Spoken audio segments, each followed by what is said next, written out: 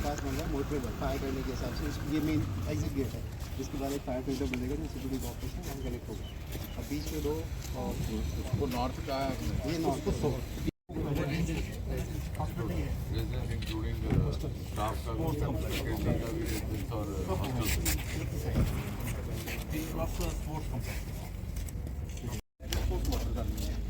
अगर कल may be after 5 years मैंने टिकअप किया था गवर्नर साहब के साथ अभी। काउंटर तो बाहर होगा कि अंदर? काउंटर तो बाहर होगा ना, ये बैक ऑफिस।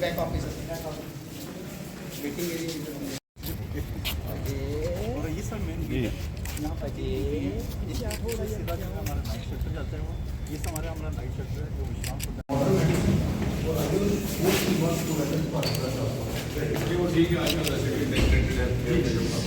तो वो हमने सारा काम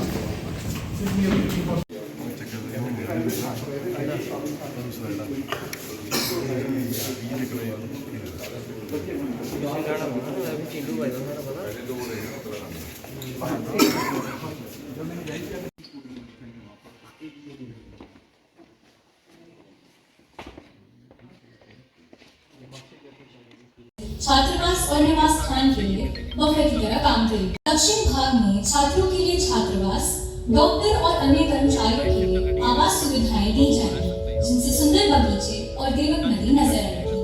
NH 44 हाईवे के उत्तरी भाग और दक्षिण भाग। उत्तरी भाग में अस्पताल, शैक्षणिक ब्लॉक, ऑडिटोरियम, नाइट शेल्टर और आयुष ब्लॉक स्थित हैं। इस संस्थान में अत्याधुनिक सुविधाओं में लैस 700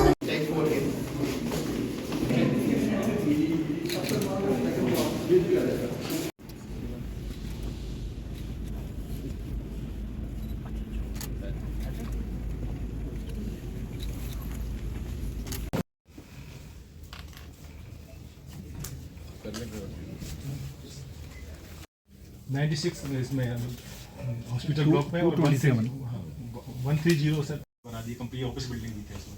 ये साहब आप ये ले लेना प्रेजेंटेशन। इसमें सर 22 करोड़। जैसा कि आप जानते हैं कि हमारे लिए एक बड़ा प्रतिष्ठा का विषय है, ये प्रतिष्ठा का प्रोजेक्ट है, बड़ा प्रेस्टिजियस प्रोजेक्ट है एम्स जम्मू।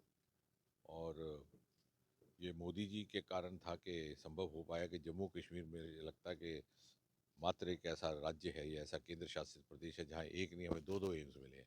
और ये हमारे ऊपर अब निर्भर है, हमारा दायित्व है कि हम इसका भरपूर उपयोग करें और इसको एक एक एक श्रेष्ठ इंस्टीट्यूशन के रूप में स्थापित करने का प्रयास करें। तो उसी को लेकर के रिव्यू हुआ था। लगभग 1700 करोड़ रुपए की लागत से ये प्रोजेक्ट तैयार हो रहा है।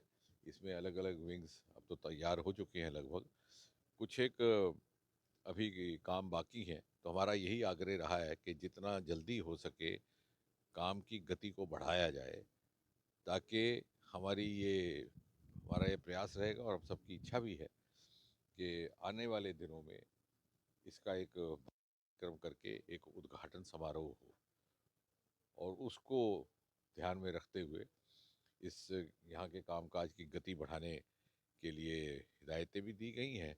और अब ये 24 घंटे डबल शिफ्ट में काम भी होना शुरू हुआ है। मुझे लगता है कि बहुत जल्दी ये तैयार हो जाएगा और 1-1.5 महीने के भीतर हम यहाँ पर OPD शुरू कर सकेंगे। और जो बच्चे हमारे मीरा साहब में एक मेक शिफ्ट अकोमोडेशन में अपनी क्लासेस अटेंड कर रहे हैं, उनको भी यहाँ पर हम ला करके एक ही परिसर में, और ये जम्मू का एक परिसर देश के अन्य एम्स जितने भी हमारे इंस्टीट्यूशन हैं उनकी तुलना में कई लिहाज से श्रेष्ठ रहेगा। लगभग अब ऐसा है कि जो जो हमारे काम अंडर कंस्ट्रक्शन थे या अंडर प्रोसेस थे वो लगभग मुकम्मल हो चुके हैं। जैसा मैंने कहा, थोड़ी गति बढ़ाने का आग्रह किया गया है ताकि वो अगले दिनों, कुछ दिनों में ही या सप्ताह में ही मुकम्मल हो जाएं। उसके बाद ये धीरे धीरे जैसे जैसे यहाँ पर ये कामकाज शुरू होगा, फंक्शनल होगा ये इंस्टीट्यूशन, तो बहुत सारी शुरू में टीथिंग प्रॉब्लम्स होती हैं, अनुभव के आधार पर भी कुछ एक एडिशंस की जाती हैं, ऑल्ट्रेशंस की जाती है, वो सिलसिला जारी रहेगा। लेकिन जो इनका हॉस्टल बने हैं, आधुनिक किस्म के hostel, attach bathroom, single accommodation, attach bathroom, double accommodation, आमतौर से इस तरह के प्रोफेशनल कॉलेजेस में इस तरह की सुविधा नहीं रहती जैसे इन्होंने दी है। इसी तरह के क्लासरूम्स, इनके इस तरह के स्मार्ट क्लासरूम्स हैं। और क्लिनिकल ट्रेनिंग के लिए जो हमारे छात्र, जैसे कि आप जानते हैं कि मेडिकल कॉलेज के छात्रों को अस्पताल में जाना पड़ता है, उनके लिए, उनके अध्यापकों के लिए एक ओवर ब्रिज बना दिया गया है ताकि वो सीधा अपने अपने कक्ष से निकल करके या कॉलेज प्रेमिसेस से निकल करके अस्पताल जा सके। तो बड़ी आधुनिक विजन रख करके इसका निर्माण किया गया है। तो एक अपने अंदाज से, और वो अंदाज क्या है कि 24 घंटे समर्पण के साथ काम करना। तो इस तरह से जो हमारे मिशन लाइन अप है, उनको नियमित समय में उसी टाइमलाइन के आधार पर, उसी टाइमलाइन के अनुसार अकम्पलिश करना, यही इसरो की कार्यशैली है। और उसके तहत ये आज हुआ, ये रेडिएशंस को स्टडी करेगा और उसके साथ जुड़े अनेक जो पहलू हैं उनको स्टडी करेगा। और ये सब इसलिए संभव हो रहा है कि पिछले 3-4 वर्षों में प्रधानमंत्री मोदी ने पिछले गुजरे ज़माने की बंदिशों को तोड़ करके स्पेस सेक्टर को खोल दिया सभी स्टेक होल्डर्स के लिए। अब वहाँ भारी मात्रा में प्राइवेट निवेश हो रहा है। हमारे पास 1 डिजिट स्टार्टअप्स हुआ करते थे स्पेस में, मात्र 1 या 2, आज बढ़कर के उनकी संख्या लगभग 190 हो चुकी है। और आज फॉरेन सैटेलाइट्स की लॉन्चिंग से हम इस समय करोड़ों रुपया कमा रहे हैं। और स्पेस सेक्टर भी आने वाले समय में, स्पेस इकॉनमी जिसे कहा जाता है, आज हम 8 बिलियन इकॉनमी है, आने वाले समय में 40 बिलियन होंगे कुछ ही सालों में, और आगे चल के फिर 100 बिलियन।